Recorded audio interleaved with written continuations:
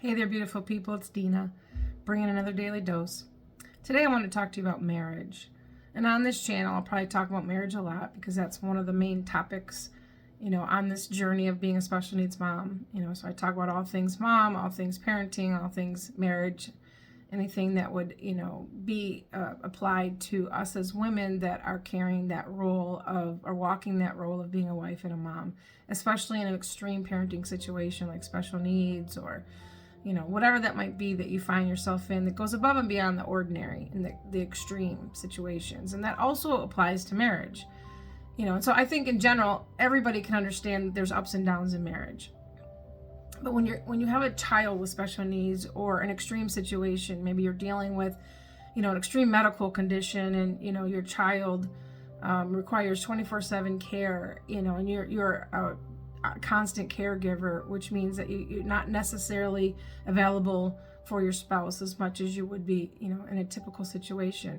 Maybe you're dealing with a child that has an addiction and it's, causing strain on the whole family. Or maybe you're dealing with big families, you're fostering. My co-host Christina from our Junk Drawer Mamas podcast, her and her husband have fostered 30 kids, over 30 kids, adopted 9, they have 10 kids in the house right now. That's extreme.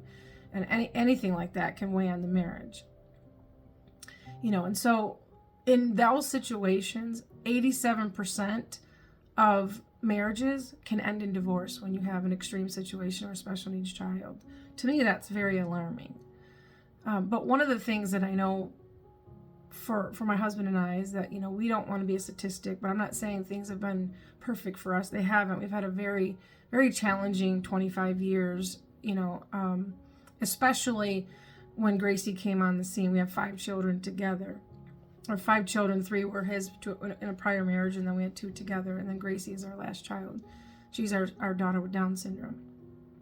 It's not that Gracie caused any extra, trials to the marriage. What happens is that we ourselves as human beings, as parents, if we're not doing everything we can to take care of ourselves, our internal man, our physical man, I talk about this a lot, then it affects our ability to be able to be there for our spouse.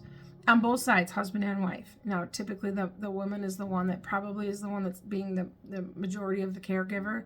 Husband is typically the one that's being the provider, working more hours. And I'm not saying that's always the case. Sometimes both are working. Sometimes the woman is working and the dad is staying home. But I would say in my research and in all my years of doing this, I found that typically it's the woman that's staying home and has the majority of the responsibilities of raising that special needs child, and the father is the one that is out working. Okay. Now, again, this isn't meant to offend anybody. I'm just saying, just based on my research and the many people that I've interviewed and where they're at, most people in this situation have struggles with their marriage. I have interviewed many women who ended up in divorce, and I don't necessarily think that it's any particular person's fault. Most of the time, what we're going through has nothing to do with the other person. It has everything to do with what you're going through. Meaning, like, what's going on with my husband has nothing to do with me. It has something to do with whatever he's dealing with, and whatever I'm going through really has nothing to do with him. We might take it out on our spouse, but it doesn't have anything to do with them. Most often, it's something deep inside, because what happens is you take 2 people that come into a relationship, and both my husband and I came from other relationships. We're both divorced. And then, we've been together for 25 years, but we had marriages prior to that, and I'm not here to judge on anything on divorce or not. Everybody's got their own journey, and that happens to be our journey. We do our best to honor God in the marriage that we have of 25 years. But it's been ups and downs and trials. I think we've gone through everything extreme that a family can go through and a marriage can go through that you can even think about. But one of the things that I recognized in myself is that I was looking for my spouse, my husband, to be God for me, like to be everything for me. My expectations of marriage were so high, and I was expecting him to do things that was not his job to do. It was not his job to make me happy. It was not his job to fulfill me or to validate me, or the whole Jerry Maguire, scene, you complete me. It was not his job to complete me. Okay? That's not the role of marriage. Marriage, honestly, is supposed to represent God's character, and he will take the person that you love the most and the person that you're most intimate with, and he will use that situation to draw out the character in you that does not line up with who he is. Marriage is a representation of God. It's a representation of his character out in the world, but it takes two people to do that. So sometimes you're on a journey, and you might find seasons where you just don't seem to connect, or it doesn't matter what you do, there's just a distance between you. It could be physical, it could be emotional, it could be intimacy, whatever it might be, but you'll find yourself in those situations, and you're looking for your spouse to be the one that changes so that the situation can change. Okay? Now again, how does this apply to the parenting? Because it affects our children. When we are not healthy in our relationships, it affects our children, and we pass that down to them. They start to see, what marriage actually looks like. And I'm not saying my husband and I have made, we've made a lot of mistakes, especially when in front of our children and all of that. And, this season in my life is about mending those things with my children. Obviously, Gracie's very young. She's the only one left in the house. But anyway, one of the things that I realized, and mostly it was because it was just something that I had to work through. My husband's got his own stuff to work with. His relationship with God is his own journey. It's not mine. It's not my business to be his pastor, to try to, correct him, to try to tell him that he should be better, because I wouldn't want somebody to do that to me. So, if you're one of those wives out there that thinks that you're going to change your husband by, even passive aggressively pointing out things that they might do, it's not going to work. Trust me. I know this from personal experience, and I've learned the hard way, and I had to be convicted of my own pride and my own religious spirit and my own, garbage that was in my heart. And God had to really purify and clean my heart out. But it wasn't through my husband. It was something that I had to radically do in myself. So one of the best gifts I could have given my husband, we just celebrated 25 years, was the gift of taking responsibility for myself and not relying on him to be the one that is supposed to give me everything that I need to be happy. That's a job for Jesus. That's not a job for him. So I took the expectations off of him to be any way or do anything. And I'm not saying that we don't have things that we expect our spouses to do. We do. But it's up to God to be the one to try to work that out, because I have found in all of my years, at 56 years, and a good chunk of that being in relationships, that anytime we ever try to take the place of God or try to be, judge, jury, and prosecution, it just doesn't work. It actually causes more pain to the person that you love and also to yourself, and so it's our responsibility to do the inner work, to do the healing that we need to do so that we can be a good wife, so that we can be a good mom, so we can show up to the world in a better way, as our best version of ourselves. So the best advice I could give a woman that might be struggling right now, and she might be in a place where she's hurting. She might be in a place where maybe she feels unseen by her spouse. I don't know, maybe he feels unseen by her as well. A lot of times we're only looking through our lens. We don't know what our spouses are going through. And that was one of the things that I really had to pray. God, show me what my husband's going through. Show me what's hurting his heart. Show me where I have done the things wrong. It's not always about what he's done to me. And we've both done things to hurt each other. But I really wanted to take responsibility for myself, because that's really the only one that you can control. You can't control anybody else. And you also can't get healing from another person. You can only get healing from God.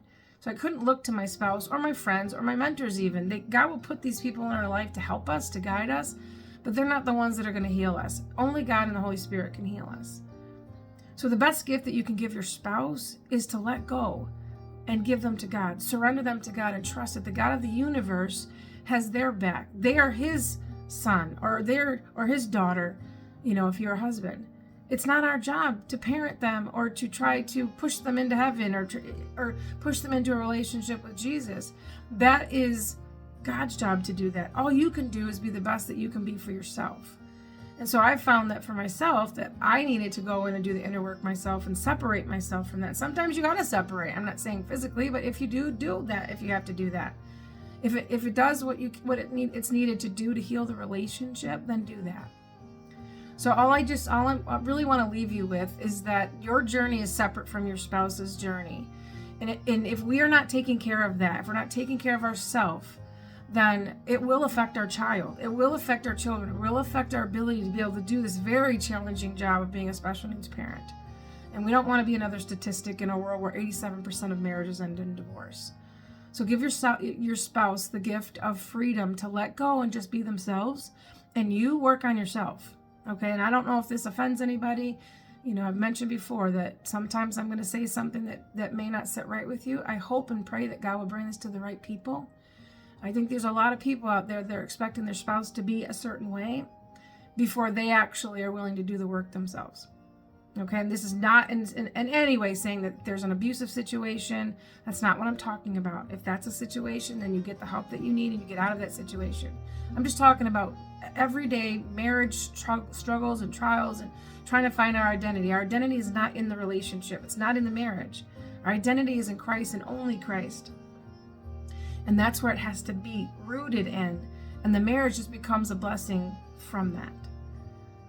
So it wasn't until I finally let go of trying to make my husband what I wanted him to be and being, upset because those expectations weren't met. It was when I finally found freedom and I was actually able to see him through the eyes of God, even through the flaws and the mistakes. And I pray that God will do the same for him.